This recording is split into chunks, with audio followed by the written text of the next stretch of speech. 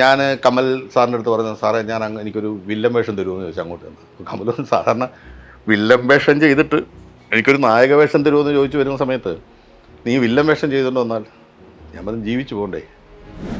സിനിമയിൽ അങ്ങനെ വലിയ സൗഹൃദത്തിനൊന്നും വലിയ സ്ഥാനമൊന്നുമില്ല. ആണോ? നമ്മളെ ആവശ്യമുണ്ടെങ്കിലേ ഉള്ളൂ സൗഹൃദം. സായികുമാറും ബിന്ദു പണിക്കരും വേണ്ട സിനിമയിൽ എന്ന് പറയുന്ന അല്ല, അങ്ങനെ തീരുമാനിച്ചിട്ടുണ്ടായിരുന്നല്ലോ. ഉത്തരം പറഞ്ഞില്ലേലും കുഴപ്പമില്ല. എങ്കിലും ഞാൻ ചോദിക്കുവാണ്, ഇത് ആരാ ഈ മനഃപൂർവ്വം ഇങ്ങനെ വെട്ടിയിരുന്നെന്ന് വല്ലതും പറയാൻ പറ്റുമോ?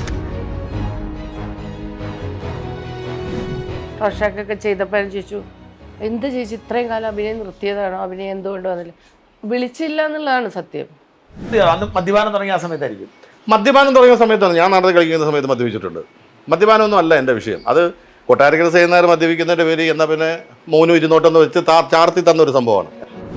ഇപ്പോഴത്തെ നമ്മുടെ ഹീറോകളിൽ, അതായത് ഞങ്ങളുടെ കാലഘട്ടത്തിലുള്ള ഹീറോസിൻ്റെ ഇടയിൽ ഒരു ഹീറോ തന്നെ ആയിരുന്നു തന്നെ ഞാൻ. അതെ, തുറന്ന് പറഞ്ഞ നീ എനിക്കിട്ട് പണിത് എനിക്ക് മനസ്സിലായത് പറയേണ്ടതാണല്ലോ.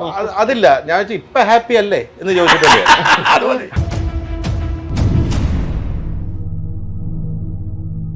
തലകയിൽ ഞാൻ ജീവിതം എന്ന് പറഞ്ഞേ, അതായത് അന്ന് വരെ 500 രൂപയ്ക്ക് നാടകത്തിൽ അഭിനയിക്കുന്നു, എൻഫീൽഡിൽ ജീവിക്കുന്നു. അതെ, അവിടെ എങ്ങനെയാണ് ഒരൊറ്റ അടിക്ക് മാറിയ ഒരു അനുഭവം എങ്ങനെയായിരുന്നു? അല്ല, എനിക്കതിങ്ങനെ വലിയ മാറ്റമായിട്ടൊന്നും തോന്നിയില്ല കേട്ടോ. കാരണം എല്ലാവരും ഐഡന്റിഫൈ ചെയ്യാൻ തുടങ്ങുന്നു.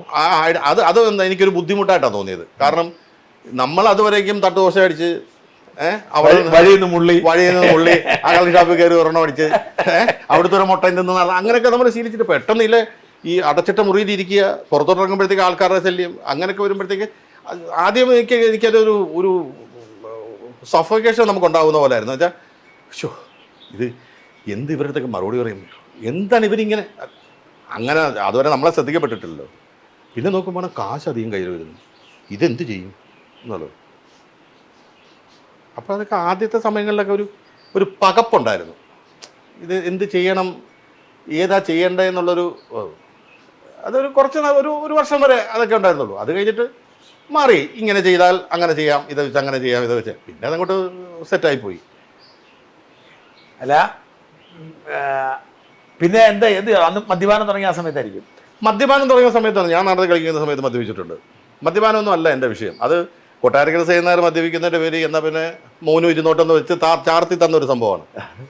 ഞാൻ എൻ്റെ ജോലി സമയത്ത് ഞാൻ മദ്യപിക്കാറില്ല. ഞാൻ എല്ലാവരുടെയും കൂടെ ഇരുന്ന് മദ്യപിക്കാറില്ല. എൻ്റെ കൂട്ടുകാരുടെ അടുത്തപ്പോൾ അല്ല പറഞ്ഞേ, മറ്റുള്ളവരുടെ കൂടെ നിന്ന് കഴിക്കാറില്ല. ഞാൻ ഒരു പൊതുവേദി പോകുമ്പോൾ കഴിച്ചുകൊണ്ട് പോകാറില്ല. ഞാൻ അമിതമായി കഴിക്കാറില്ല. ഇല്ല. പക്ഷെ പറയുന്നവർ ഭയങ്കര അടിച്ച് ഫിറ്റായി കറങ്ങിയവർ ആയിക്കോട്ടെ. എൻ്റെ അടുത്ത് അണ്ണാ ഇന്നലെ ഞാൻ 6 എന്ന് പറയുമ്പോൾ ഈ അവർക്കും ഭയങ്കര 6 അടിച്ചാലാ. അപ്പം 4 പ്രതീക്ഷിച്ചേ 2 കൂടെ അധികം കൊടുക്കുമ്പോൾ അവരും ഹാപ്പി, നമ്മളും ഹാപ്പി. അപ്പം ഞാൻ ആരെയും അങ്ങനെ സങ്കടപ്പെടുത്താറില്ല. അപ്പം അവർക്ക് ആവശ്യം അതാണ്. അപ്പം ഞാനത് വിട്ടുകൊടുക്കാറുണ്ട്. ഈ സമയത്ത് ഒരുപാട് സിനിമയിൽ ഓഫർ വന്നു അല്ലേ? അതിനെങ്ങനെ കൈകാര്യം ചെയ്തു? സെലക്ഷൻ തുടങ്ങിയോ, ജാട തുടങ്ങിയോ? ഇല്ല, സെലക്ഷനും ഒന്നാമത്തെ കാര്യം ഒരു കാര്യം പറയാലോ, ഞാൻ ആരുടെ ജാട കാണിക്കാറില്ല. അതുകൊണ്ട് തന്നെ ഇങ്ങോട്ട് ജാട കാണിച്ചായിട്ട് മൈൻഡ് ചെയ്യാറുമില്ല. എനിക്ക് ഈ ജാട എന്ന് പറയുന്ന സംഭവത്തിനകത്തോട്ട് എനിക്ക് വലിയ ബുദ്ധിമുട്ടാണ്. ഈ സമയത്ത് ബിന്ദു കമലതളം ഇറങ്ങിയ മാസം ഇല്ല 90-91 വർഷമല്ലേ? 91 നീ ഇടയ്ക്ക് എന്തെങ്കിലും പറ. ഞാനിത് കേട്ടോണ്ടിരിക്കുകയാണ്. കേട്ടിട്ട് മനസ്സിലായില്ലേ?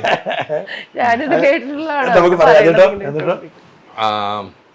എന്നിട്ട് ഞാൻ ഈ എന്താണെന്നറിയുമോ, ഞാൻ ഈ പുതിയതായിട്ട് വന്നിട്ടുള്ള അസോസിയേറ്റ് ഡയറക്ടേഴ്സ് അങ്ങനെയുള്ളവർക്ക് ചോദിച്ചപ്പോൾ ഞാൻ അവർക്ക് ഡേറ്റ് കൊടുത്തു. അതെന്ന് വെച്ചാൽ നമ്മളും പുതിയതായിട്ടാണ് വന്നത്. അപ്പം നമ്മൾ വെച്ചിട്ട് പടം ചെയ്യാൻ പറ്റുമെങ്കിൽ അവർ ചെയ്യുന്നതെങ്കിൽ ചെയ്യട്ടെ, വിജയിക്കട്ടെ എന്നുള്ള രീതിയിൽ ചെയ്തു. പക്ഷെ അത് ചെയ്തതിനകത്ത് തെറ്റായി. എന്ന് വെച്ചാൽ അവിടെ വ്യക്തിബന്ധത്തിനേക്കാൾ കൂടുതൽ ഈ കാര്യങ്ങളും കൂടെ ഒന്നും ശ്രദ്ധിച്ചില്ലെങ്കിൽ നമുക്ക് പ്രശ്നമാകുമെന്ന് അറിഞ്ഞ് മനസ്സിലായി. പിന്നെ എൻ്റെ പേഴ്സണൽ ജീവിതത്തിൽ തന്നെ ഞാൻ ഹീറോ ആയിട്ട് കളിക്കുന്നത് ബുദ്ധിമുട്ടായി തുടങ്ങി എനിക്ക്. ആ സമയത്ത് കല്യാണം കഴിഞ്ഞായിരുന്നോ? അതെ അതെ. അല്ല, ഈ രാംജിറാ സ്പീക്കിന് മുമ്പേ കല്യാണം കഴിഞ്ഞു. അപ്പം അതെൻ്റെ പേഴ്സണൽ ലൈഫിന് അത് വളരെയേറെ ബുദ്ധിമുട്ടുകൾ ഉണ്ടാക്കി തുടങ്ങി. അപ്പോൾ അത് വന്നപ്പോഴാണ് സിനിമാ നടനായിട്ടല്ല കല്യാണം കഴിച്ചത്, നാടകം കല്യാണം. അത് കഴിഞ്ഞിട്ട് ഞാൻ കമൽ സാറിൻ്റെ അടുത്ത് ഞാൻ നേരിട്ട് പറയുന്നത്, സാർ എനിക്കൊരു വില്ലൻ വേഷം ചെയ്താൽ കൊള്ളാമെന്ന്. അല്ല, അതെനിക്ക് മനസ്സിലാവാത്ത അതെന്താണ് ഈ ഇത്രയും ആ സെലക്ഷൻ ഉണ്ടായിട്ട് കുഴപ്പമാവാം. പിന്നെ നമ്മള് ഈ എന്താ പറയാ പുതിയ ഒരാൾ വരട്ടെ എന്ന് പറയുന്നതോടൊപ്പം അവർ തന്നിട്ടുള്ള അവരുടെ സ്ക്രിപ്റ്റിംഗ് എങ്ങനെയാണെന്നും അതിന്റെ കൂട്ടത്തിൽ വർക്ക് ചെയ്യുന്ന ആൾക്കാരുടെ ടെക്നീഷ്യൻസ്മാർ എന്താണെന്നും ഒന്നും നോക്കി ഏത് ബാനറാണെന്നും ഒക്കെ നമ്മൾ ശ്രദ്ധിക്കണമായിരുന്നു. ഒന്നും നോക്കിയില്ല. നമ്മൾ പുതിയ ആളുകളാണോ ഓർത്തിട്ട് കൂടെ നോക്കി. ആ ഒരു സെലക്ഷനാണ് ഒരു പക്ഷേ എങ്കിൽ ഒരു ചെറിയൊരു, കാരണം ആദ്യത്തെ സിനിമ നായകനാവുകയും അതെ അത് ഹിറ്റാവുകയും ചെയ്തിട്ടും പിന്നീട് ആ ഒരു ഇതിലേക്ക് അല്ല, അത് കഴിഞ്ഞിട്ട് അമ്പിളിച്ചേട്ടൻ്റെ ഒരു പടത്തിൽ എന്നെ വിളിച്ചു, അന്നക്കുട്ടി കോടമ്പളി. സത്യത്തിൽ അതൊക്കെ എന്ന് പറഞ്ഞു കഴിഞ്ഞാൽ ഈ ഒരു എന്താ പറയാ അറിയാൻ വയ്യാത്ത കാര്യങ്ങൾ അല്ലേ? ഞാൻ പറയാം അത് പറയുന്നില്ല. അന്നക്കുട്ടി കുടുംബക്കം വിളിക്കുന്നു എന്ന് പറയുന്നതെന്ന് വെച്ചാൽ മലയാള മനോരമയിൽ വന്നൊരു നോവലാണ്. അതെ, അത് അമ്പിളിച്ചേട്ടൻ ഡയറക്റ്റ് ചെയ്യുന്നു എന്ന് പറഞ്ഞതിന്റെ പേര് മാത്രമാണ് ഞാൻ പോയത്. അങ്ങനെയുള്ള പടങ്ങളൊന്നും ഞാൻ തിരഞ്ഞെടുക്കാൻ പാടില്ലായിരുന്നു. അത് പിന്നീട് അമ്പിളിച്ചേട്ടൻ എൻ്റെ അടുത്ത് തന്നെ പറഞ്ഞിട്ടുണ്ട്, എടുക്കരുത് അനിയാ നീ എന്തിനു ചെയ്തത്, നീ ആ സമയത്ത് അത് ചെയ്തില്ലായിരുന്നെങ്കിൽ നീ വേറെ പടം അന്തസ്സായിട്ട് ചെയ്തില്ല. അതിപ്പോ വേറൊരു മോൻ സുഖമായിട്ട് ചെയ്യുന്നുണ്ട്. ഇതൊക്കെയാണ് സിനിമ. ആദ്യം സിനിമയുടെ ഉള്ളു പഠിക്ക് ഇന്ന് അങ്ങനെ തന്നെ എന്നോട് പറഞ്ഞു. ഉള്ളറിയാൻ വയ്യാതായി. അങ്ങനെ നിങ്ങൾ അഭിനയിച്ചിട്ടില്ലല്ലേ? ഒരുപാട് അല്ല, സിനിമയ്ക്കുള്ളിലെ ഉള്ളറിയാൻ വയ്യാതായി. നമ്മളെ സമീപിച്ചത് സത്യസന്ധമായ ഒരു മനസ്സോടാ. അതെ, അതിനകത്ത് ഈ നാടകമാണ് നമ്മളെ വളരെ കോമൺ ആയിട്ടാണ്. അവിടെ ഒരു കുശുമ്പോ ഉനായ്മ ഒന്നുമില്ല. ഉണ്ടെങ്കിൽ തന്നെ അടുത്ത ഒറ്റ ആദ്യത്തെ ബെല്ലോട് കൂടി ആ ദേഷ്യവും കാര്യങ്ങളൊക്കെ മാറും. ഇതല്ലല്ലോ. ഇതിങ്ങനെ ഒരാളെ അങ്ങനെയാണെങ്കിൽ ഇങ്ങനെ മാറ്റാം, എങ്ങനെ അവിടേക്ക് സ്ഥാനം പിടിക്കാം എന്ന് പറയുന്ന ഒരു വലിയൊരു സംഭവമുണ്ട്. എനിക്ക് ആ കാലത്ത് ഒരുപാട് അഡ്വാൻസ് കിട്ടി. പ്രമുഖ സംവിധായകർ എന്ന് പറഞ്ഞിട്ടാണ് എനിക്ക് പലരും അഡ്വാൻസ് തന്നത്. അഡ്വാൻസ് തന്നിട്ട് അഡ്വാൻസ് വാങ്ങിച്ച് വേറെ ഒരു ഡയറക്ടർ ഇപ്പം സത്യേട്ടൻ വിളിച്ചെന്ന് വെച്ചോ, ഉദാഹരണം പറയും. സത്യത്തേക്കാട് വിളിക്കുന്നു, അല്ലെങ്കിൽ സിബി മലയാൽ സാർ വിളിക്കുന്നു. വിളിക്കുന്ന സമയത്ത് എനിക്ക് എൻഗേജഡ് ആണ്. ഇവിടെ ഓൾറെഡി അഡ്വാൻസ് മേടിച്ചു. നടക്കണമെന്നില്ലല്ലേ? അത് നടക്കില്ലല്ലോ. അതായിരുന്നു പ്ലാൻ, അതായിരുന്നു അതിനകത്തുള്ള ഒരു കളി. അതായത് ഞാൻ എന്നെ എൻഗേജഡ് ആക്കുക, അപ്പോഴത്തേക്ക് അയാളെ എന്ന് പറയാം. നിലനിൽപ്പിന്റെ വെറും അഡ്വാൻസ് തീരുകയും ചെയ്യും. അവര് വിളിച്ച് നമ്മളെ മറ്റേ പടത്തിന് തുടങ്ങുന്നതിന് ഈ പടം സ്റ്റാർട്ട് ചെയ്ത് കഴിഞ്ഞു. ഇപ്പൊ സത്യേട്ടൻ വിളിച്ചൊരു പടം അല്ലെങ്കിൽ ഇദ്ദേഹം വിളിച്ചൊരു പടം അത് സ്റ്റാർട്ട് ചെയ്ത് കഴിഞ്ഞു, തുടങ്ങിക്കഴിഞ്ഞു. ആയി കഴിയുമ്പോഴത്തേക്ക് നമ്മളെ വിളിച്ചു പറയും, ചേട്ടാ നമ്മുടെ മറ്റേ സംഭവത്തിനെ ചെറിയൊരു മാറ്റമുണ്ട്. അത് മറ്റേ ക്യാമറമാൻ അല്ലെങ്കിൽ നായിക ഇങ്ങനൊരു സംഭവത്തിലേക്ക് വന്നപ്പോഴത്തേക്ക് നമ്മൾ ഒരു മാസത്തേക്ക് നമ്മളൊന്ന് തള്ളിയിട്ടുണ്ട് കേട്ടോ. പിന്നെ അവർ ഈ വഴി കാണൂല. ഞാൻ ചോദിക്കുന്നത് ഉത്തരം പറഞ്ഞില്ലേലും കുഴപ്പമില്ല. എങ്കിലും ഞാൻ ചോദിക്കുവാണ്, ഇത് ആരായി മനഃപൂർവ്വം ഇങ്ങനെ വെട്ടിയിരുന്നെന്ന് വല്ലതും പറയാൻ പറ്റുമോ? അങ്ങനെ പറയാൻ പറ്റില്ല. എന്ന് വെച്ചാൽ ആ കാലഘട്ടത്തിൽ സമാനമായി നമ്മുടെ കൂടെ നിന്നിട്ടുള്ള പലരും ആവാം. ഓക്കെ, ഒരാളെന്നുള്ള രീതിയിലല്ല, പലരും ആവാം. പക്ഷെ പിന്നീട് തിരിച്ചറിഞ്ഞു ഇതൊക്കെ ഒരു ചതിയും വഞ്ചനയാണ്. അറിഞ്ഞു കഴിഞ്ഞപ്പോഴത്തേക്ക് അവരോട് തുറന്നു സ്വഭാവം വെച്ച് അവരോട് എടാ തുറന്നു പറഞ്ഞാ നീ നിനക്കിട്ട് പണിത് എനിക്ക് മനസ്സിലായെന്ന് പറയേണ്ടതാണല്ലോ. അതില്ല, ഞാൻ ഇപ്പൊ ഹാപ്പി അല്ലേ എന്ന് ചോദിച്ചിട്ടില്ലേ? ഞാൻ വേറെ ഒന്നും ചോദിച്ചിട്ടില്ല. ഞാൻ ആ കമലിന്റെ അടുത്ത് ചെന്നിട്ട് വില്ലൻ വേഷങ്ങൾ വാങ്ങിച്ച് വില്ലൻ വേഷങ്ങൾ ചെയ്തുകൊണ്ടിരുന്ന സമയങ്ങളിൽ ഈ പറഞ്ഞ നമ്മുടെ നായകന്മാർ, അതിനകത്ത് നായകനും ഞാനൊരു വില്ലൻ വന്ന സമയത്ത് സായിയാണ് വില്ലൻ അതിനകത്ത്. ഞാൻ പറഞ്ഞു ഇപ്പൊ ആയില്ലേ. ആ ഒരു ഡിസിഷൻ ഇതാണ് നല്ലതെന്ന് തോന്നി. ഈ ഒരു പാളിച്ചകൾ പറ്റിയത് കൊണ്ട് സിനിമയിൽ ഒരു മാറ്റം ആവശ്യമെന്ന് തോന്നി. ഈ പറയുന്ന വെട്ടും ചതിയും ഇല്ലാത്തൊരു ഏരിയ നോക്കിയതായിരിക്കും. കാരണം വില്ലൻ അങ്ങനെ അധികം മത്സരം ഇല്ലല്ലോ. അല്ലല്ല, അതിനകത്ത് വേറൊരു ഏരിയ ഉണ്ട്. ആ വേറൊരു ഏരിയ നമ്മൾ ഈ ക്യാമറ കട്ട് ചെയ്തതിന് ശേഷം എന്നുവെച്ചാൽ അതും ഞാൻ പറഞ്ഞത് എൻ്റെ ലൈഫിലായിരുന്നു, പേഴ്സണൽ ലൈഫിന് അതും കുറച്ച് പ്രോബ്ലംസ് ഉണ്ടായി. അപ്പോൾ ആ പ്രോബ്ലം വന്നു കഴിഞ്ഞാൽ എനിക്ക് ഇത് ചെയ്തുകൊണ്ട് പോകാൻ പറ്റത്തില്ല.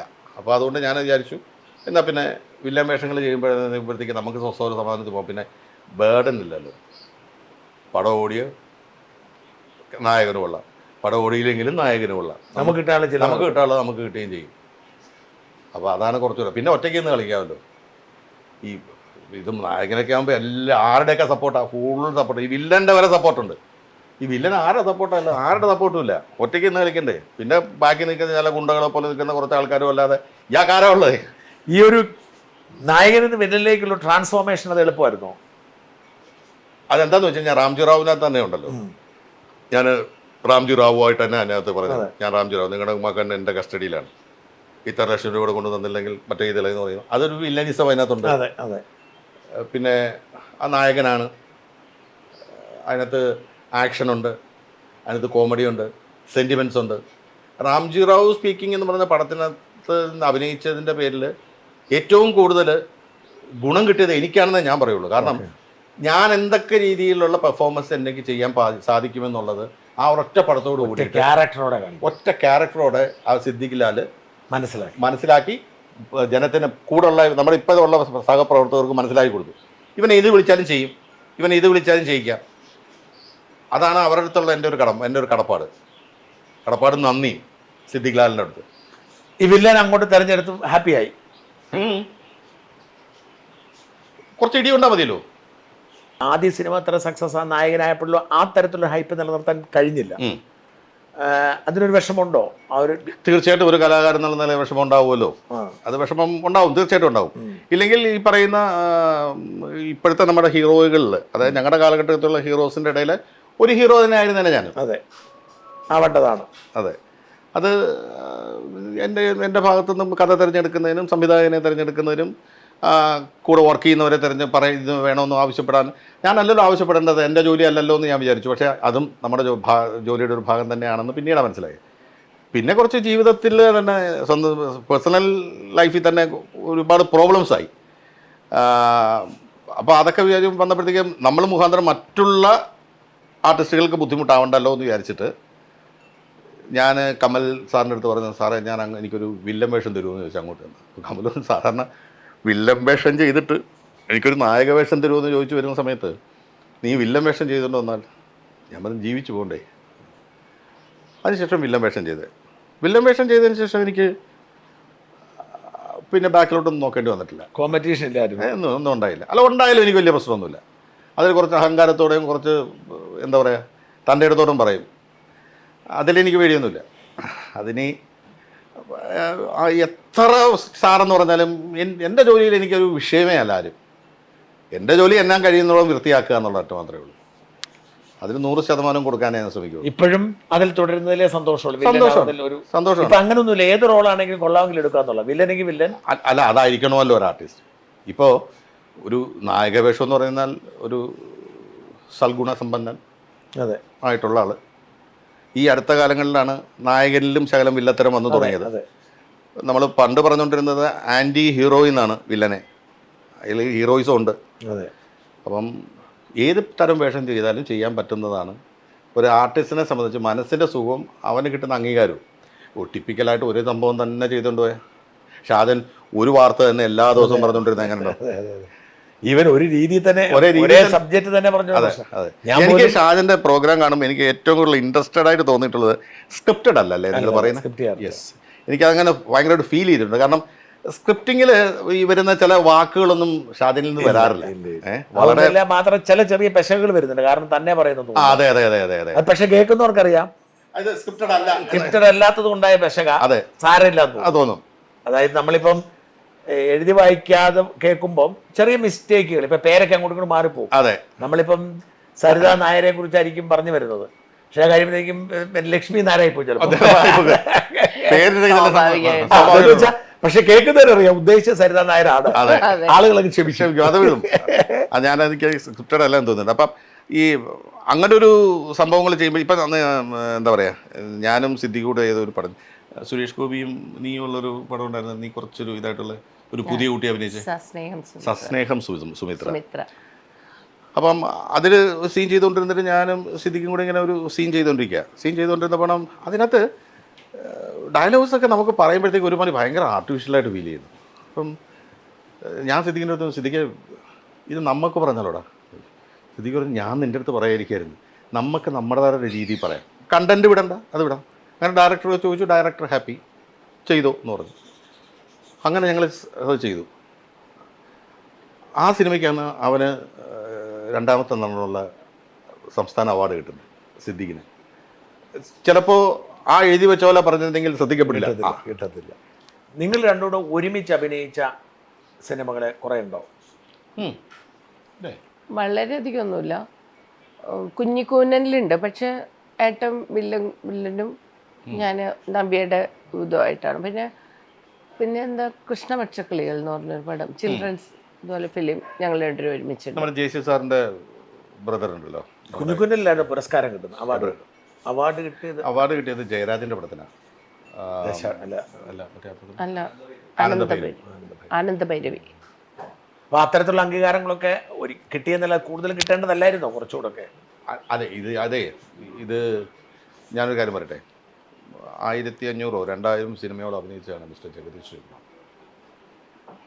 അദ്ദേഹത്തിന് ഒരു പുരസ്കാരം കൊടുത്തിട്ടില്ല. ഇതുവരെ അല്ലേ? കേരള ഗവൺമെൻറ്. അതേപോലെ ഒരു വലിയ മനുഷ്യന് കിട്ടാത്ത അവാർഡ് നമുക്ക് കിട്ടണമെന്ന് ശാഠ്യം പിടിക്കുന്നതിനകത്ത് വല്ല അർത്ഥമുണ്ടോ? കറക്റ്റാണ്. ജഗദീഷ് കുമാറിന് ഒരു അവാർഡ് കിട്ടിയിട്ടില്ല എന്ന് പറഞ്ഞ് വിശ്വസിക്കാൻ പറ്റില്ല.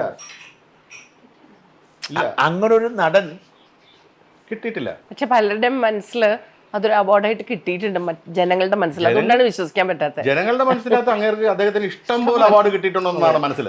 പക്ഷെ നമ്മളിത് അറിയുമ്പോഴാണ്, നമ്മളത് അറിഞ്ഞപ്പോഴാണ് നമ്മൾ വിചാരിച്ചത് അയ്യോ എന്തൊരു കഷ്ടമാണ് എന്നുള്ളത്. ജഗതിയായിട്ടുള്ള അഭിനയം എങ്ങനെയായിരുന്നു? അയ്യോ ജഗതിച്ചേട്ടൻ്റെ കൂടെ നമുക്ക് അമ്പിളിച്ചേട്ടൻ അമ്പിളിച്ചേട്ടൻ എന്നാ വിളിക്കുക. മാത്രമുള്ള പേരാ. അതെ അമ്പിളിച്ചേട്ടൻ എന്നാണ്. എനിക്ക് ഭയങ്കര ഇഷ്ടമാണ്. കാരണം വളരെ ഈസിയാണ്, നല്ല ടൈമിങ്. അത് അപ്പോൾ ചിലരൊക്കെ ടൈമിംഗ് ഒക്കെ തെറ്റിയ ദേഷ്യമൊക്കെ വരും അമ്പിളിച്ചേട്ടന്. പക്ഷെ എനിക്കറിയില്ല കേട്ടോ, എന്നെ ഇതുവരെ ഒന്നും പറഞ്ഞിട്ടൊന്നുമില്ല. അമ്പിളിച്ചേട്ടനോട് അഭിനയിക്കുമ്പോഴേ നമ്മളെ ഒരു കംഫർട്ട് സോണിലേക്ക് കൊണ്ടുവരും. മനസ്സിലായില്ലേ? അതായത് നമ്മളിന്ന് ഇത്രയും വരുന്നില്ല എന്ന് തോന്നിക്കഴിഞ്ഞാൽ അത് വരുത്താനായിട്ടുള്ള ചില സാധനങ്ങൾ ഇട്ട് വരുത്തിക്കും ഇങ്ങോട്ട്. അങ്ങനെയുള്ള കഴിവുണ്ട്. പിന്നെ തീരെ വരുന്നില്ലെങ്കിൽ ചുറ്റിക്കുകയും ചെയ്യും. അത് വേറെ വിഷയം. മൊബൈൽ ഫോണൊന്നും ഇല്ലല്ലോ. പിന്നെ എപ്പോഴും ചേച്ചി പറയും ഒരു പനി മൊബൈൽ ഫോൺ ഇല്ലായിരുന്നു. ഇല്ല കാരണം പറയുന്നത് ഇങ്ങനെ ഓരോരുത്തരോട് കള്ളത്തിന് പറയേണ്ടി വരും.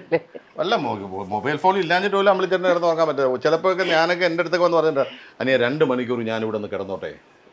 എൻ്റെ മുറി കയറി കിടന്നിറങ്ങിയിട്ടുണ്ട്. എന്നുവെച്ചാൽ അമ്പിളിച്ചേട്ടൻ്റെ മുറി ഉണ്ട് അപ്പുറത്ത്. അവിടെ കിടന്ന ആൾക്കാർ ഒന്ന് വിളിച്ചോണ്ടിരിക്കും. ഇത് നോക്കുമ്പോൾ അമ്പിളിച്ചേട്ടൻ്റെ താക്കോൽ റിസപ്ഷനേ ഉണ്ടാവും. സാറില്ല വന്നിട്ടില്ല, എൻ്റെ മുറി സുഖമായിട്ട് 2 മണിക്കൂർ താങ്ക് യു എന്ന് പറഞ്ഞ് ഇറങ്ങിപ്പോ. എയർപോർട്ടിൽ വെച്ച് ഞങ്ങൾ ചെന്നൈയിൽ നിന്ന് എയർപോർട്ടിൽ വരുമ്പോൾ അമ്പിളിച്ചേട്ടൻ ഉണ്ടാവും ഫ്ലൈറ്റിൽ. ഇറങ്ങി വന്നപ്പോൾ ഒരു 4-5 എക്സിക്യൂട്ടീവ്സ് നിൽക്കുന്നു.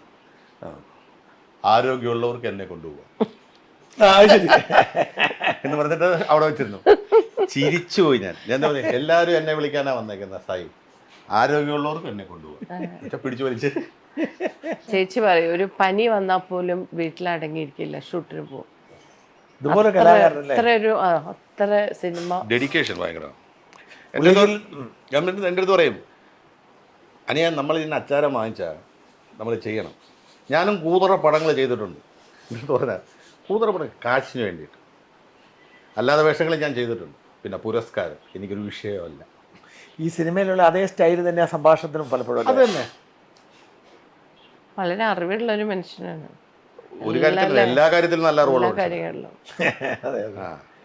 ഈ അദ്ദേഹത്തെ കുറിച്ച് ഒരുപാട് കഥകൾ പലരും പറയാറുണ്ട്. അത്തരത്തിലുള്ള ഒരു മോശമായൊരു അനുഭവം ഉണ്ടായിട്ടുണ്ട്? ഇല്ല ഒരിക്കലും ഇല്ല.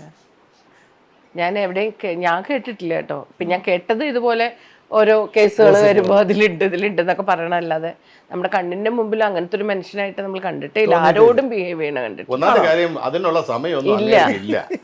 ഇതിനൊക്കെ ഒരു സാഹചര്യവും സന്ദർഭവും സമയവും ഒക്കെ വേണ്ടേ? ഇതെന്ന് പറഞ്ഞു കഴിഞ്ഞാൽ അങ്ങനെ ഉറങ്ങണമെങ്കിൽ അനിയ 2 മണിക്കൂർ എന്ന് പറഞ്ഞാൽ നമ്മുടെ മുറിയിൽ കിടന്ന് ഉറങ്ങുന്ന ആള് അതുപോലെ തിരക്കാ. എല്ലാ സിനിമയിലും പുള്ളി വേണം. പിന്നെ പുള്ളിക്ക് ഒരെണ്ണം അടിക്കാൻ പോലും ഉള്ള സമയമില്ല. ഹിസ്പ്ലാസ്കിനകത്ത് 2 എണ്ണം വാങ്ങിച്ചിട്ട് പോകുന്ന വഴിക്ക് കഴിച്ചോണ്ടാ പോകുന്നത് പാവം. പിന്നെ എല്ലാവരും വിചാരം ഈ തമാശക്കാരനായതുകൊണ്ട് അങ്ങനെയാണ് ജഗതിച്ചേട്ടനാണ്. ഒരിക്കലും അല്ല, വളരെ സീരിയസ് ആണ്. വളരെ സീരിയസ് ആയിട്ടുള്ള ഒരാള്. ഒരു തവണ വർഷങ്ങൾക്ക് മുമ്പാണ് ഞാൻ ഫ്ലൈറ്റ് വരുമ്പോൾ എൻ്റെ അടുത്ത സീറ്റിലുണ്ട്, ദുബായിൽ നിന്ന് കയറിയതാണ്. അപ്പോൾ എനിക്ക് വിശ്വസിക്കാൻ പറ്റില്ല, ദുബായ് എക്കണോമിക് ക്ലാസ്സിലാണല്ലോ ഞാൻ വന്നത്, എക്കണോമിക്സ്. അപ്പം ഞാൻ ചോദിച്ചു അല്ല ബിസിനസ് ക്ലാസ്സിലല്ലേ? അതിനെ ഈ ക്ലാസ് അവിടെ തിരുവനന്തപുരത്ത് ഏലത്തിലെ തരുള്ളൂ. പിന്നെ ഞാനൊന്നും ചോദിച്ചില്ല. ഈ ക്ലാസ് തിരുവനന്തപുരത്ത് ഏലത്തിലെ ചോദിച്ചു. പിന്നെ ചോദിക്കാൻ പറ്റില്ല. ഇതൊരു പുള്ളിയോട് ഉറങ്ങി ഞാനും അതെ, കൗണ്ടറിന് യാതൊരു പഞ്ഞവും ഇല്ലാത്തൊരു മനുഷ്യനാണ്. നമ്മൾ എന്ത് ചെയ്ത പിന്നെ ചോദിക്കാനുള്ളത്. അതെ, നമ്മുടെ സൈനുദ്ദീൻ ഉണ്ടല്ലോ, മരിച്ചുപോയി സൈനുദ്ദീൻ്റെ അടുത്ത് സംസാരിച്ചിട്ട് കൗണ്ടർ നമ്മൾ ചമ്മി പോയിട്ടുള്ളൂ. അതെയോ? ആ അന്യായ കൗണ്ടറാണ് അത്. പറഞ്ഞു കഴിഞ്ഞാൽ അടുത്ത മറുപടി സെക്കൻഡ് കൊണ്ട് മറുപടി വരും. ആ സൈന്യത ഞെട്ടിപ്പോയി അമ്പിളിച്ചേട്ടൻ്റെ അടുത്ത്. അതെ അല്ലേ? ഞങ്ങൾ 7 പൊന്നാന എന്ന് പറഞ്ഞൊരു സിനിമ തുളസീദാസിൻ്റെ ഷൂട്ട് ചെയ്തുകൊണ്ടിരുന്നപ്പം ഒറ്റപ്പാലത്ത് ഷൂട്ട് ചെയ്യുമ്പം സൈനുദ്ദീന് വയറ് കൂടുതലുണ്ട്. പക്ഷെ അവൻ ഈ വയറ് വെച്ചിട്ട് ഇങ്ങനെ വെള്ളം ഇളക്കുന്നവരെ ഇങ്ങനെ കാണിച്ചു. ഞാൻ പറഞ്ഞു ഫ്ലെക്സിബിൾ ആണുള്ള ആൾ എന്ന് പറഞ്ഞ് ഞങ്ങളെല്ലാം കൂടെ ചിരിച്ചപ്പം അമ്പിളിച്ചേട്ടൻ എന്ത് ചിരിക്കുന്നു എന്ന് വെച്ചിട്ട് നടന്നു വരുന്ന ഇറങ്ങുക. അപ്പോൾ ഞാൻ പറഞ്ഞു അല്ല ഏട്ടാ ഇപ്പം വയറ് വെച്ചിട്ട് കാണിക്കുന്നു. എന്താ നീ കാണിച്ച്? അപ്പോൾ ഒന്നുമില്ല ഏട്ടാ കാണിക്ക്. ഇത് പൊക്കി ഇങ്ങനെ കാണിച്ചു. ഇതിൻ്റെ ഒരംശം മുഖത്ത് വന്നിരുന്നെങ്കിൽ എന്ന് പറഞ്ഞിട്ട് ഒരു പോക്ക് പോയി. ഞങ്ങളെല്ലാം കൂടെ ഒരു ആർട്ടിസ്റ്റിൻ്റെ അടുത്ത് പറയാൻ പറ്റുന്നൊരു വാക്കാണോ ഇതെന്ന്. ഞാൻ അടുത്ത സെക്കൻഡ് കേൾക്കുന്ന സൈനുദ്ദീൻ്റെ ഒരു പൊട്ടിച്ചിരിയാണ്. പോയിട്ട് കൂടെ ഓടിപ്പോയിട്ട് അമ്പിളിച്ചേട്ടാന്ന് കെട്ടിപ്പിടി. അവൻ തിരിച്ചു വന്നിട്ട് എന്താ പറഞ്ഞത്, ഞാൻ ചമ്മി നിന്ന് പോയി ഈ ഒരൊറ്റ ഈ മനുഷ്യൻ്റെ അടുത്ത് മാത്രമേ ഉള്ളൂ എന്ന്. വളരെ നിസ്സാരമായിട്ട് ഈ കാണിച്ചതിൻ്റെ ഒരു അംശം മുഖത്ത് വന്നിരുന്നെങ്കിൽ ആരായിരുന്നു പറഞ്ഞ പുള്ളി. അങ്ങനെയൊക്കെയുള്ള ഒരു ആക്സിഡന്റ് വാർത്ത വലിയ ഷോക്കായിരുന്നല്ലേ? രസമതല്ല. ഞങ്ങള് രാജസേനന്റെ ഇന്നാണ് കല്യാണം എന്ന സെറ്റ് ഞങ്ങൾ ഒന്നിച്ചുണ്ടായിരുന്നു. അപ്പം ഒന്നിച്ചുണ്ടായിട്ട് പിന്നീട് അടുത്തതിന് ശേഷം വേണുചേട്ടൻ്റെ കൂടെ ഏതോ ഒരു പടം ചെയ്തിട്ട് ഗൂർഗിലോ ഷൂട്ടിങ്ങിന് പോയി. ഞങ്ങൾ കണ്ണൂർക്ക് പോകുന്നതിൻ്റെ തൊട്ട് പുറകെ അമ്പിളിച്ചേട്ടൻ്റെ വണ്ടിയുണ്ട്. ഞങ്ങൾ കണ്ണൂർ ചെന്ന് ഹോട്ടലിൽ ഇറങ്ങിക്കഴിഞ്ഞ് TV ഓൺ ചെയ്ത് പോകണം, സ്ക്രോൾ ചെയ്ത് പോകുന്നു. ഇങ്ങനെ ജഗദീഷ് ശ്രീമാൻ വന്ന് കയറിയതേ ഉള്ളൂ. എൻ്റെ അങ്കിൾ ആ സമയത്ത് കണ്ണൂർ AKG ഹോസ്പിറ്റലിൽ സീരിയസ് ആണെന്ന് പറഞ്ഞു. ഞങ്ങൾ അങ്ങോട്ടേക്ക് പോവുകയാണ്. ഉടനെ വഴിക്ക് നമ്മളൊന്ന് ഹോട്ടലിൽ കയറി അപ്പം വെക്കുന്ന ന്യൂസ് കേൾക്കണത്. അപ്പോൾ കോഴിക്കോട് ഇത് സംഭവിച്ചു. കണ്ണൂരും കോഴിക്കോടും ആ സമയത്ത് വ്യത്യാസം മാത്രം. അത് നമുക്ക് വിശ്വസിക്കാൻ പറ്റത്തില്ല. ആ ഡിവൈഡറിൽ ഒരിക്കലും ലെഫ്റ്റ് സൈഡ് ഇടിക്കില്ല. ഇത് വെച്ച് നോക്കിയാൽ ചിലപ്പോൾ സംഭവിച്ചുകൂടായില്ലായിരിക്കാം. പക്ഷേ ലെഫ്റ്റ് സൈഡിൽ അങ്ങനെ ഇടിക്കാൻ ചാൻസസ് വളരെ കുറവാണ്. എയർ ബാഗ് ഇല്ലായിരുന്നു വണ്ടിയിൽ. ഇന്നോവയായിരുന്നു ഫ്രണ്ടിൽ ഇരുന്ന് ഉറങ്ങിയത്. പുള്ളിയുടെ വണ്ടി അല്ലായിരുന്നു. അന്ന് വീട് പണിയോ എന്തോ പണി നടക്കുന്നതിൻ്റെ പേരിൽ ഡ്രൈവറിൻ്റെ അടുത്ത് നീ അവിടെ നിന്നില്ല, ഞാൻ 3 ദിവസം കഴിഞ്ഞിട്ട് വരും എന്ന് പറഞ്ഞിട്ട് വണ്ടിയും കൊടുത്തയച്ചു. എന്നിട്ട് അമ്പിളിച്ചേട്ടൻ ഫ്രണ്ട് സീറ്റിൽ ചാരിയിട്ട് ഉറങ്ങുള്ളൂ. മറ്റേ ആൾക്കറിയാം. അതുകൊണ്ട് അയാൾ ആ ഉറങ്ങുന്ന സമയത്ത് വളരെ സൂക്ഷിച്ചൊക്കെ കൊണ്ടുപോകുള്ളൂ. ഇത് പ്രൊഡക്ഷൻ്റെ വണ്ടിയല്ലായിരുന്നു. പ്രൊഡക്ഷൻ്റെ വണ്ടിയാണ്. അല്ല എന്നാലും എയർ ബാഗ് ഒന്നിരുന്ന വണ്ടിയാണോ? ഈ ഇന്നോവയാണെങ്കിലും ഫ്രണ്ടിലില്ലേ? ഉണ്ട്. വർക്ക് ചെയ്തില്ല. ഇത് ഒരു ആംബുലൻസ് ആരാന്ന് മനസ്സിലായില്ല.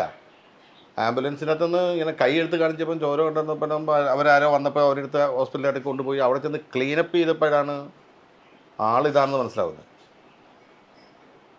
പക്ഷേ ഈ ഇങ്ങോട്ടേക്കുള്ളൊരു വെയിൻ കട്ടായിട്ടുണ്ടായിരുന്നു. അത് ശ്രദ്ധിച്ചില്ല. ഇങ്ങോട്ടേക്കുള്ള സംഭവങ്ങളാണ് നോക്കിയത്. അത് കഴിഞ്ഞിട്ട് നോക്കിയപ്പോഴാണ് അങ്ങനെയാണ് ഈ ഓക്സിജൻ ഇത് കൂടിയിട്ട് അങ്ങനെയാണ് ഈ സംസാരശേഷി എന്ന്. ഇപ്പോഴും നല്ല ഇതൊക്കെ തിരിച്ചറിയാനൊക്കെ പറ്റുന്നുണ്ട്, മനസ്സിലാവും, സംസാരിക്കാൻ പറ്റും. ഞങ്ങൾ ആദ്യ സമയത്ത് വെല്ലൂരുള്ള സമയത്ത് ഞാനും കോഴിക്കോടും പോയി. ഞങ്ങൾ കോഴിക്കോടും പോയി. കോഴിക്കോട് നിന്ന് വെല്ലൂരും പോയി. വെല്ലൂർ ഹോസ്പിറ്റലിൽ പോയി. വെല്ലൂർ ഹോസ്പിറ്റലിൽ പോയപ്പോൾ ഇങ്ങനെ കയ്യിൽ പിടിച്ചിരിക്കും. എന്നാലും നമ്മൾ ഓരോന്ന് പറയുമ്പോൾ ഇങ്ങനെ പിടിച്ചിരിക്കും. നമ്മൾ ഓരോന്ന് പറയുമ്പോഴത്തേക്ക് ചെറുതായിട്ടൊരു ചിരി വരും. എന്നിട്ട് കണ്ണ് നിറയും. എന്നിട്ട് അങ്ങനെ മുറുക്കി പിടിച്ചിരിക്കും. എന്നിട്ട് നമ്മൾ വിളിച്ചിട്ട് ഞങ്ങൾ ഇറങ്ങട്ടെ എന്ന് ചോദിച്ചു കഴിഞ്ഞാൽ ഈ കയ്യിൽ മുറുക്കം അങ്ങോട്ട് കൂടും, വിടൂല. അപ്പോൾ എല്ലാം അറിയാം. എന്നിട്ട് ഇങ്ങനെ ഒഴുകുന്നേ. ഇപ്പോൾ CBIയിൽ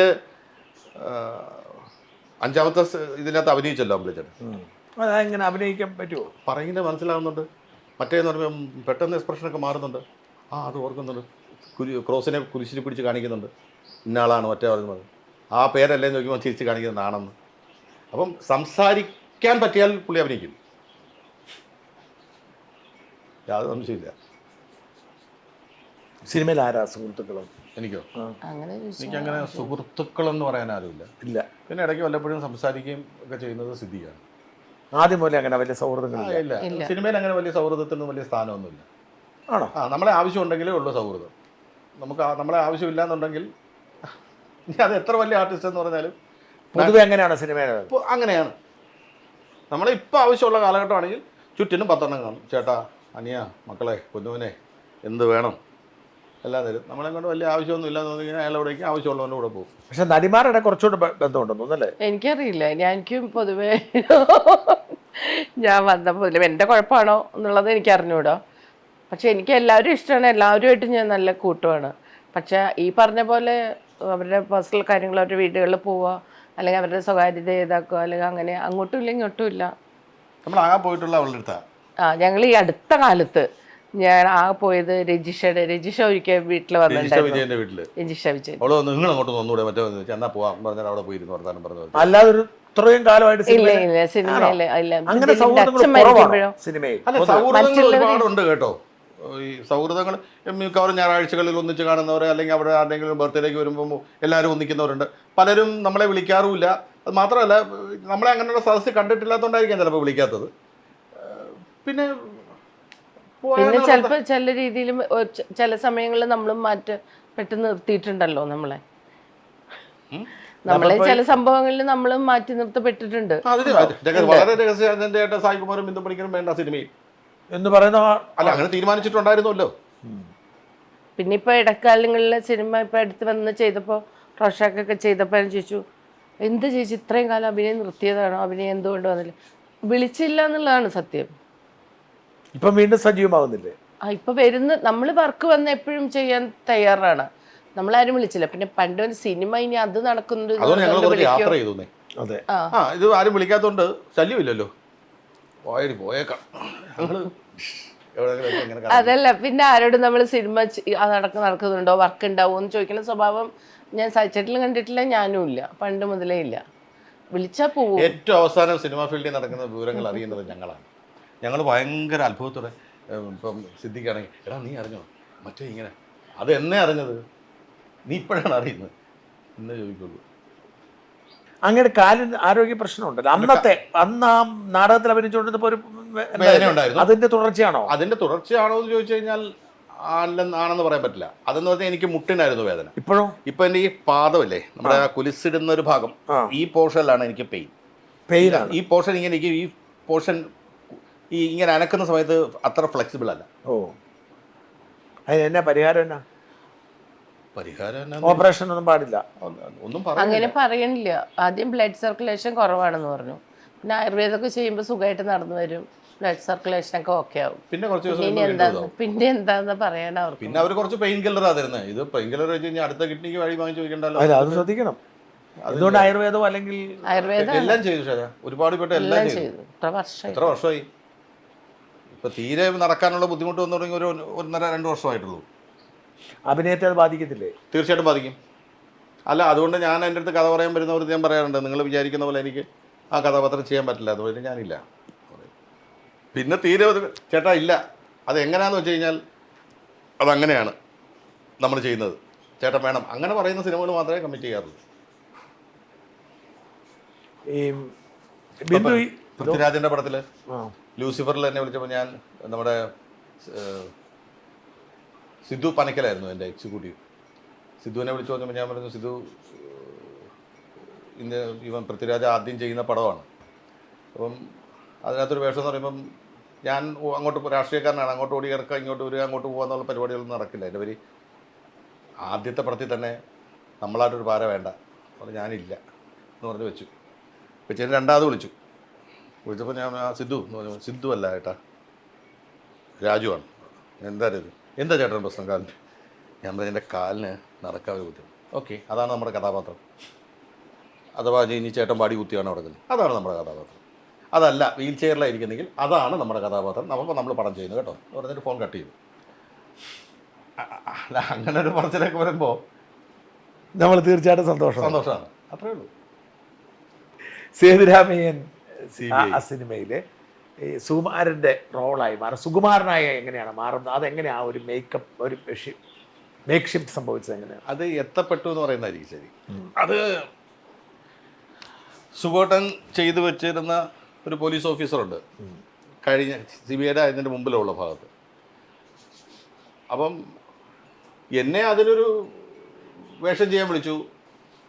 ഞാൻ അവിടെ ചെന്നപ്പോഴാണ് അറിയുന്നത് സുബോട്ടൻ ചെയ്ത കഥാപാത്രത്തുമായിട്ട് വളരെ ആ കഥാപാത്രം തന്നെയാണ്. അതിൻ്റെ തുടർച്ചയാണ്. സുബോട്ടൻ മരണപ്പെട്ടതുകൊണ്ട് അതിൻ്റെ തുടർച്ചയായിട്ട് വരുന്നു. ആ പോലീസ് സുബോട്ടൻ ചെയ്ത സത്യനാഥോ എന്നങ്ങോട്ട് പറയുന്ന കഥാപാത്രത്തിനോട് അതേ സ്വഭാവം തന്നെ ഉള്ള ഒരാളാണ്. അപ്പം ഒരു അനിയനോ ഒക്കെ ആക്കാം. അപ്പോൾ ഞാൻ ഞാനൊന്ന് ഞെട്ടി. കാരണം അതിൽ സുഖേട്ടൻ തകർത്ത് ചെയ്ത വേഷമാണ്. ആ പോലീസ് ഓഫീസർ ബഹദൂർക്കടുത്തൊക്കെ വന്ന് ചോദിക്കുന്ന ചോദ്യമൊക്കെ കേട്ട് കഴിഞ്ഞാൽ നമുക്ക് തന്നെ സുഖേട്ടൻ്റെ, എനിക്ക് സുഖേട്ടനോട് ഭയങ്കര ഒരു ആത്മബന്ധം ഉണ്ടായിരുന്നു. പ്രത്യേകിച്ച് അവസാന കുറച്ച് നാളുകളിൽ ഒരുപാട് സിനിമകൾ ഒന്നിച്ച് ചെയ്യും, അദ്ദേഹത്തിൻ്റെ വീട്ടിൽ പോയിരിക്കാനും അദ്ദേഹത്തിനോടൊപ്പം ഇരുന്ന് കഴിക്കാനും അങ്ങനെ എല്ലാ സ്വാതന്ത്ര്യം എനിക്കുണ്ടായിരുന്നു. അപ്പോൾ അതുകൊണ്ട് സുഖേട്ടൻ്റെ മാനറിസം എന്ന് വെച്ചാൽ സുഖേട്ടന് ഈ ജാട കാണുന്ന ഇഷ്ടമല്ല. അപ്പോൾ ഏറെക്കുറെ നമുക്കും അതൊക്കെ തന്നെ. അപ്പോൾ അതിനകത്തൊരു ശകലം നിഷേധത്വം കൂടെ കിട്ടി കഴിഞ്ഞാൽ സുഖേട്ടനാവും. അല്ല പുള്ളി പറയുന്നത് അങ്ങനെയല്ല, അങ്ങനെയല്ലത് എന്ന് പറയുന്നത് അങ്ങനെയല്ല എന്ന്, അത് അത്രേ ഉള്ളൂ. അപ്പം ഞാനവിടെ നിന്നിട്ട് ഞാൻ എസ് എൻ സ്വാമിയുടെ അടുത്ത് ചോദിച്ചു, സ്വാമി ഈ നിങ്ങൾ സുഖേട്ടന് ഇതെഴുതുമ്പം സുഖേട്ടൻ പറയുന്ന പോലെയാണ് ഇപ്പോഴാണ് ഞാൻ എഴുതും, അവൻ്റെ ഇഷ്ടത്തിന് പറയും, സുകുമാരൻ്റെ ഇഷ്ടത്തിന് പറയുന്നത്. അപ്പം അതും വഴിയില്ല. അപ്പോൾ അന്നേരത്ത് എന്ത് ചെയ്യും ഞാൻ പറഞ്ഞ KPSC സാബു VC സാബു അവന് ഞാനോട് നിന്ന് ചോദിച്ചു എന്ത് ചെയ്യും. അവൻ പറഞ്ഞു എന്ത് ചെയ്യാനാ. ഞാൻ പറഞ്ഞു ഇത് ശകലം സുകുമാരൻ ചേട്ടൻ നിന്ന് ടച്ച് ചെയ്ത് പോയാലോടാ. അങ്ങനെയാണെങ്കിൽ നോക്ക്. അങ്ങനെ നോക്കി നമുക്ക് വലിയ കുഴപ്പമൊന്നും തോന്നിയില്ല. ഞാൻ മച്ചേട്ടൻ്റെ അടുത്ത് പറഞ്ഞു സുഖേട്ടനെ കാണിക്ക്. ഞാൻ കാണിച്ചു. മച്ചേട്ടന് പിന്നെ ഇത്ര കാര്യം മതി, ചിരി എന്ന് പറഞ്ഞിട്ടുണ്ടെങ്കിൽ ആ ലോകം മുഴുവൻ അറിയിച്ച് ചിരിക്കും. അത് ചിരിച്ചുകൊണ്ട് അതിൽ കൂടെ പോയി നമുക്ക് വന്നപ്പം മധുസേട്ടൻ എന്ന് പറഞ്ഞിങ്ങനെ സായി ഇങ്ങനെ സംഭവം ഇട്ടിട്ടുണ്ട്, അതൊന്നും കണ്ടു നോക്കും. അപ്പം നമുക്ക് പറഞ്ഞു അങ്ങനെ വല്ലാത്തൊരു മീറ്ററിലാണ് ഡയലോഗും കാര്യങ്ങളൊക്കെ പറയുന്നത്, അതൊന്നും കൂടുതലായി പോയി കഴിഞ്ഞാൽ കുഴപ്പമാവും. ഞാൻ പറഞ്ഞില്ല ഇത് ഇങ്ങനെ ഉള്ളൂ എന്ന് പറഞ്ഞപ്പോൾ ആ ഇതാണെങ്കിൽ കുഴപ്പമില്ല, ഇതാണെങ്കിൽ കുഴപ്പമില്ല, ശരി എന്ന് പറഞ്ഞു. നമുക്ക് ചെയ്തു നോക്കൊരു സീൻ, അല്ലെങ്കിൽ നമുക്ക് പറയുന്നത് മാറ്റി പിടിക്കാം. ശരി. മുകേഷ് എന്ന് പറഞ്ഞു നീ എന്ത് ഉദ്ദേശത്തിലൂടെ ഇത് ചെയ്യാൻ പോകും, കുളമായി പോവും, മറ്റേ കുറച്ചാണ് അല്ലെങ്കിൽ ഇട്ട് നോക്കാം, ഇതിപ്പോൾ ഇല്ലെന്നുണ്ടെങ്കിൽ ആ സീൻ ഒന്നുകൂടെ എടുത്താൽ മതിയല്ലോ. അങ്ങനെ ചെയ്തതാണ്. അത് കയറി ഞാൻ കുളിപ്പി. തുടങ്ങി കഴിഞ്ഞ പിന്നെ അങ്ങ് തുടർന്നു. ഭയങ്കര കയ്യടിയായിരുന്നു.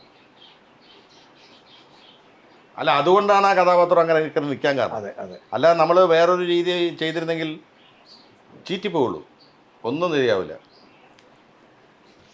ഇതേ മമ്മൂക്കായുടെ അപ്പനായിട്ട് അഭിനയിക്കേണ്ടി വന്നില്ലേ രാജമാണിക്യം. അല്ല അത് ഭയങ്കര വിചിത്രമായിരുന്നു സിനിമയില്. പിന്നെ ഞാൻ സത്യത്തിൽ രാജമാണിക്യത്തിൽ ഞാനില്ലായിരുന്നു. അപ്പം ഇങ്ങനൊരു സബ്ജക്റ്റ് രഞ്ജിത്ത് ചെയ്യുന്നുണ്ട്. രഞ്ജിത്ത് കോഴിക്കോട് രഞ്ജിത്താണ് ചെയ്യായിരുന്നു. രഞ്ജിത്ത് ചെയ്യുന്നുണ്ട്, ഡയറക്റ്റ് ചെയ്യുന്നുണ്ട്, മമ്മൂക്കയാണ് അതിനകത്ത് ചെയ്യുന്നത്. അതിനെപ്പറ്റിയൊക്കെ നമുക്കറിയാം. അപ്പം തിരുവനന്തപുരം സ്ലാങ് സംസാരിക്കുന്ന മമ്മൂക്ക, അങ്ങനെ സുരാജിനെ കൊണ്ടാണ് അത് ചെയ്യിപ്പിക്കുന്നത്. ബാക്കി എല്ലാ വിഷയങ്ങളും നമുക്കറിയാം. പക്ഷേ ഞാനില്ല അതിൽ. ഞാൻ ഗുരുവായൂർ വേറെ ഷാജിയുടെ ആണോ ഏതാണ്ട് പടം ചെയ്തുകൊണ്ടിരിക്കുക. എന്നാൽ രാത്രി ഒരു 12-1 മണിയായപ്പോൾ നമ്മുടെ ആൻഡോ ജോസഫ് ഇല്ലേ, ആൻഡോ ജോസഫ് എന്നെ ഒന്ന് വിളിച്ചിട്ട് പറഞ്ഞു, ചേട്ടാ ഞാൻ പെട്ടെന്ന് ഈ 1 മണിയൊക്കെ വിളിച്ചപ്പോൾ ഞാൻ പെട്ടെന്ന് വിളിച്ചു. ഞാൻ എന്ത് പറ്റി എന്ന് ചോദിച്ചപ്പോൾ ചേട്ടാ എന്നെ ചീത്ത വിളിക്കരുത്. ഞാൻ പറഞ്ഞു രാത്രി 1 മണിക്ക് വിളിച്ചിട്ട് ഉറക്കത്തിലാണ്. ഞാൻ പറഞ്ഞു 1 മണിക്ക് വിളിച്ച് എന്തിനാണ് ഞാൻ ചീത്ത വിളിക്കുന്നത്, കാര്യം പറ എന്താ കാര്യം. ചേട്ടാ അത് നമ്മുടെ രഞ്ജിത്ത് ചേട്ടൻ്റെ പടമുണ്ടല്ലോ, ഞാൻ രാജമാണിക്യം എന്ന് പറഞ്ഞു. അതിൽ മമ്മൂക്കയുടെ ഒരു അച്ഛൻ്റെ വേഷമുണ്ട്, അതൊന്ന് ചെയ്യാൻ പറ്റുമോ. ഞാൻ പറഞ്ഞു അതിനെന്ത് കാശ് തരാമോ, കാശ് ചെയ്യാം. അതെന്താ. ഞാൻ പറഞ്ഞാൽ അതൊക്കെ നമുക്കൊരു സന്തോഷമല്ലേ, മമ്മൂക്കയുടെ അച്ഛനായിട്ട് എന്താ ചോദിച്ചടുത്ത് അല്ലാതെ മമ്മൂക്ക ചെന്ന് വിളിക്കാൻ പറ്റുമോ, മമ്മൂക്ക അവിടെ അടുത്ത് വലിയ പിന്നെ ഇതിനായിട്ട് നമ്മുടെ അടുത്ത് നിൽക്കുമോ, നമ്മളാ എന്തൊക്കെ ശരിക്കാം എന്ന് പറഞ്ഞാൽ നമ്മൾ നിൽക്കണ്ടേ അല്ലേ. ഇതാണ് ഞാൻ ഒന്നുമില്ല അതൊക്കെ. അങ്ങനെയാണ് രഞ്ജിത്ത് പിന്നെ മാറിയിട്ടാണ് അൻവർ റഷീദ് അത് ഡയറക്റ്റ് ചെയ്ത്. അത് മാറി രഞ്ജിത്ത് അത് ചെയ്യുന്നില്ല, അൻവർ ചെയ്യട്ടെ എന്ന് പറഞ്ഞാൽ അൻവർ ചെയ്തു. പോയതിനെ പറ്റി അത് എന്തോ രഞ്ജിത്തെന്ന് പറഞ്ഞു ഇപ്പം ഞാൻ എൻ്റെ സമയം ശരിയല്ല, അത് വേറെ ആരെങ്കിലും ചെയ്യട്ടെ എന്ന് പറഞ്ഞിട്ടാണ് അൻവറിനെ കൂടെ ചോദിച്ചത്. പക്ഷെ ആ പടമാണ് ഹിറ്റായത്. അതാണ് ഹിറ്റായത്. അപ്പം രണ്ടുപേരും മോഹൻലാലിൻ്റെ അപ്പനാവാൻ പറ്റി. ഞാൻ ഒരുമാതിരിപ്പെട്ട എല്ലാവരുടെയും അപ്പനായി. ഈ രാജുവിൻ്റെ അപ്പനായിട്ടുണ്ട്, മമ്മൂക്കയുടെ അപ്പനായിട്ടുണ്ട്, മോഹൻലാലിൻ്റെ അപ്പനായിട്ടുണ്ട്, ദിലീപിൻ്റെ അപ്പനായിട്ടുണ്ട്, സുരേഷ് ഗോപിയുടെ അമ്മായിയപ്പനെ ആയിട്ടുള്ളൂ. ആ, മനോജ് കെ ജയൻ്റെ അപ്പനായിട്ടുണ്ട്, ഇന്ദ്രജിത്തിൻ്റെ അപ്പനായിട്ടുണ്ട്, ജയസൂര്യയുടെ അപ്പനായിട്ടുണ്ടോ? ഇല്ല, അമ്മായിപ്പൻ. അമ്മായിയപ്പനായിട്ടുള്ളൂ. ഞാനാണ് അമ്മ. അതെ. ആ ശരി. ബിജു മേനോന്റെ അമ്മയായി. ബിജു മേനോന്റെ അപ്പനായി മിക്കവാറും എല്ലാവരുടെയും അപ്പനായിട്ടുണ്ട്. ഈ അപ്പനാകുന്നതിൽ സന്തോഷമുള്ളൂ. സന്തോഷമല്ലേ ഉള്ളൂ. അല്ല, ഈ ഒന്ന് ആലോചിച്ച് നോക്കൂ. ഇപ്പം മമ്മൂക്കയുടെ പടത്തിനകത്ത് എന്നെയാണ് അപ്പനായിട്ടിടുന്നതെന്ന് പറയുമ്പം നമുക്ക് ചിലപ്പോൾ പറയായിരിക്കും, അവന് അത്ര പ്രായമില്ലാത്തവനെ പിടിച്ചൊക്കെ ചുമ്മാ കൊണ്ടുവന്ന് നിങ്ങൾ ഈ നരയും ഇതിട്ട് കൊണ്ടുവരണം. എന്നാലും പുള്ളി അത് അക്സെപ്റ്റ് ചെയ്യുന്നുണ്ട്. അതായത് അപ്പനായിട്ട് അഭിനയിച്ചാൽ ഓക്കെ ആണവൻ എന്നൊരു ഭാഷ്യം അതിൻ്റെ പിന്നിലുണ്ടല്ലോ. അത് നമുക്ക് വലിയൊരു അവാർഡല്ലേ.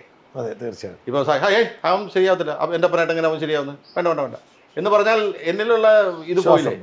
അതപ്പം എൻ്റെ അടുത്തുള്ള അവൻ ചെയ്യും. ലാല് ചെയ്തതോ അതല്ലേ, തൊട്ട മുമ്പേ ചെയ്യും.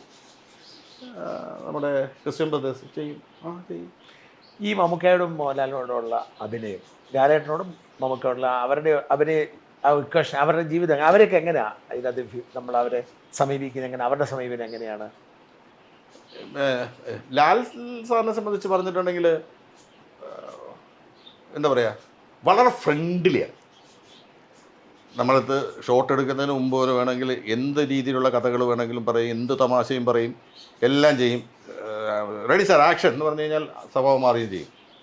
അപ്പം ഏറെക്കുറെ നമ്മളും അതേ ഒരു രീതി തന്നെയാണ്. കാരണം നമ്മളും ഇവിടെ നിന്ന് തമാശയും കാര്യങ്ങളൊക്കെ പറയും, റെഡി എന്ന് പറഞ്ഞു കഴിഞ്ഞാൽ നമ്മുടെ സ്വഭാവം മാറും. അപ്പോൾ അതുകൊണ്ട് ഗിവ് ആൻഡ് ടേക്ക് എന്ന് പറയുന്ന സംഭവം സുഖമായിട്ട് നടക്കും ലാൽ സാറിൻ്റെ കൂടെ. മമ്മൂക്കയുടെ കൂടെ എന്ന് പറയുമ്പോൾ അത് വേറൊരു പാറ്റേണാണ്. അത് ഇവിടെ ഭയങ്കര സീരിയസും കാര്യങ്ങളൊക്കെ വരും, അഭിനയിക്കുമ്പോൾ ഭയങ്കര റിലാക്സ്. ഈ സിനിമയിൽ ഒരുപാട് മാറ്റങ്ങൾ വന്നുകൊണ്ടിരിക്കുകയല്ലേ? അതെ.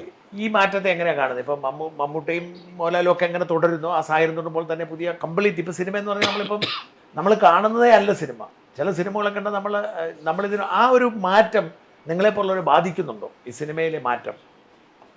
ഇപ്പം പണ്ടൊക്കെ എന്ന് പറഞ്ഞാൽ ബന്ധങ്ങൾ ഒരുപാടുണ്ടായിരുന്നു സിനിമകളിൽ. അപ്പോൾ അതുകൊണ്ട് ഒരുമാതിരിപ്പെട്ടവർക്കൊക്കെ അവസരങ്ങളുണ്ടായിരുന്നു. ഇപ്പോൾ ബന്ധങ്ങളുടെ ആഴം കുറഞ്ഞു. ഒരു വീട്, അവിടെ അമ്മയുണ്ടാവാം, സാങ്കല്പികമാണ്.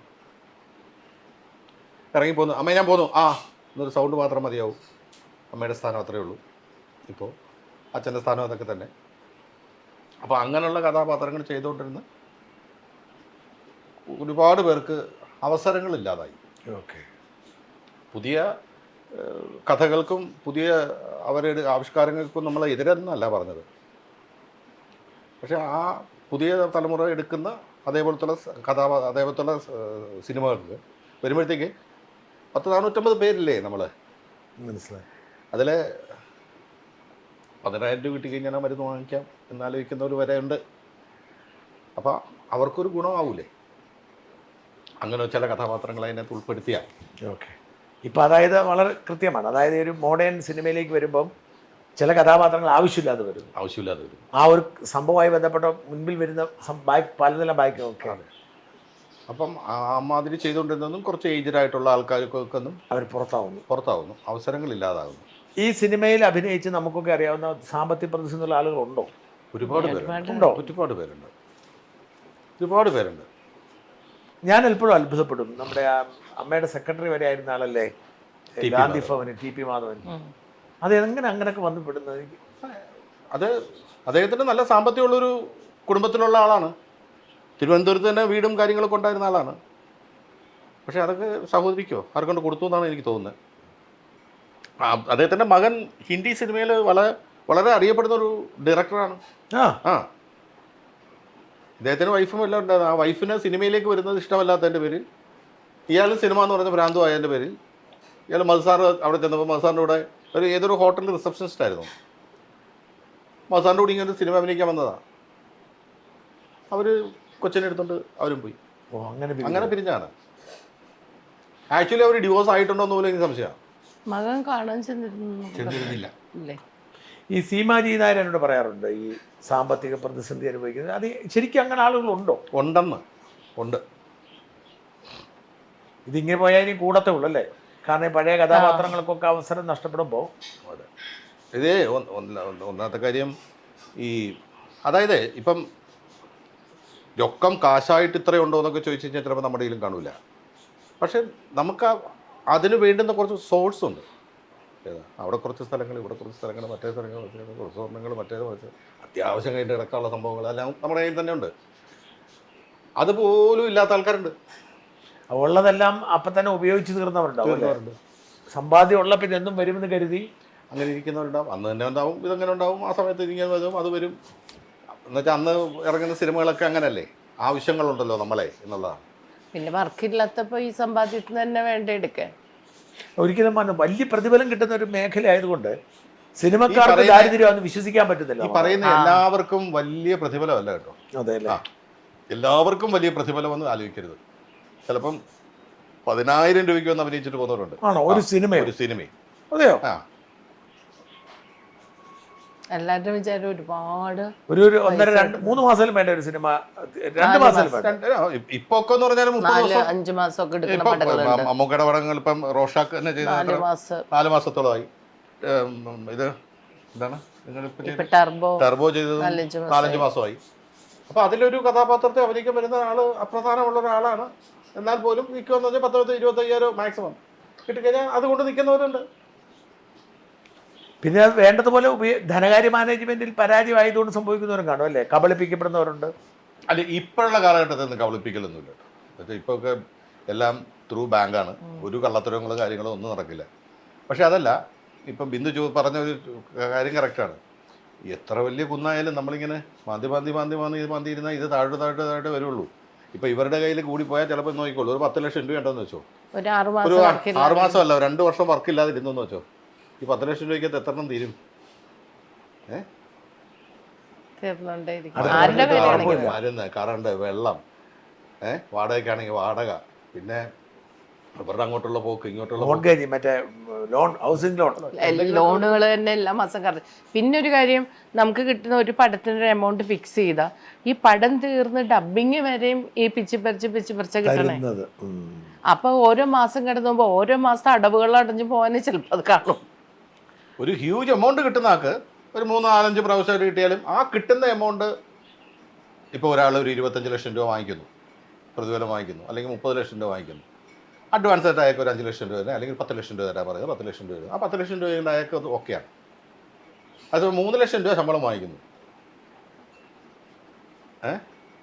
10,000 രൂപ അല്ലെങ്കിൽ 50,000 രൂപ അല്ലെങ്കിൽ 1 ലക്ഷം രൂപ ആദ്യം കൊടുക്കുമായിരിക്കും. ബാക്കി ഈ 3 മാസം കൊണ്ട് ഇതിനകത്ത് നിന്ന് 25,000, 5,000, 10,000 വെച്ച് അങ്ങനെ തന്നു കഴിഞ്ഞാൽ അങ്ങനെ തീർന്നു പോകും. അതാണ് സിനിമാ ലോകം. ഇതിങ്ങനെ അല്ലെങ്കിൽ അങ്ങനെ സേവ് ചെയ്യാൻ വേറെ ബുദ്ധിമുട്ടൊന്നും പ്രാരാബ്ദമൊന്നും ഇല്ലാത്ത ആൾക്കാരാണ്. വേറെ ഒന്നും ചെയ്യാൻ ഇത് കിട്ടുന്ന അങ്ങോട്ട് ഇടുക എന്ന് പറയുന്നതാണെങ്കിൽ ഓക്കെ. പുതിയ തലമുറയിൽ ഏറ്റവും പ്രതീക്ഷയോടെ കാണുന്ന ആരെയാ? അങ്ങനെ എടുത്ത് പറയാൻ പറ്റുന്ന ആരെങ്കിലും ഉണ്ടോ? അല്ല, ഞാൻ വളരെ എടുത്ത് കണ്ടിരുന്ന ഒരാളാണ് പൃഥ്വിരാജ്. അത് നമ്മൾ പ്രതീക്ഷിച്ച പോലെ തന്നെ വരുന്നുണ്ട്. പിന്നെ എല്ലാവരും ആരെ അങ്ങനെ എന്താ പറയുക മാറ്റി നിർത്താൻ ഇല്ല ഒരു രീതിയിൽ. അല്ലെങ്കിൽ ഇപ്പം ജയസൂര്യ ആണെങ്കിലും ഇപ്പം എത്ര 3 വർഷമായിട്ട് ഒരു സംഭവത്തിന് വേണ്ടിയിട്ട് മാത്രം നിൽക്കുക. അതാ സിനിമയില്ലാത്തല്ലേ? കത്തന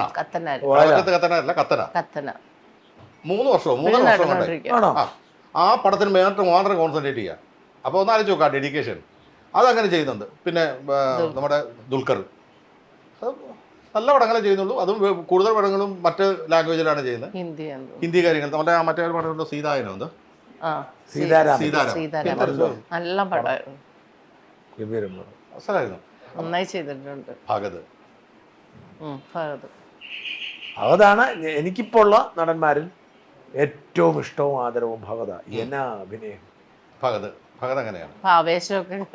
ഏത് പടമാണല്ലോ, ട്രാൻസ് മുതൽ ഏത് പടം കണ്ടാലും, ഏതാ മറ്റേ കുമ്പളങ്കി നൈറ്റ്സ്, ഏത് വേഷത്തില് അതിനകത്ത് പ്രത്യേകിച്ച് പഴയ ഇവർ ശാഠ്യമൊന്നുമില്ലല്ലോ. നെഗറ്റീവ് കഥാപാത്രമാവാം, വില്ലനാവാം. അതാണ് ഞാൻ പറഞ്ഞത്.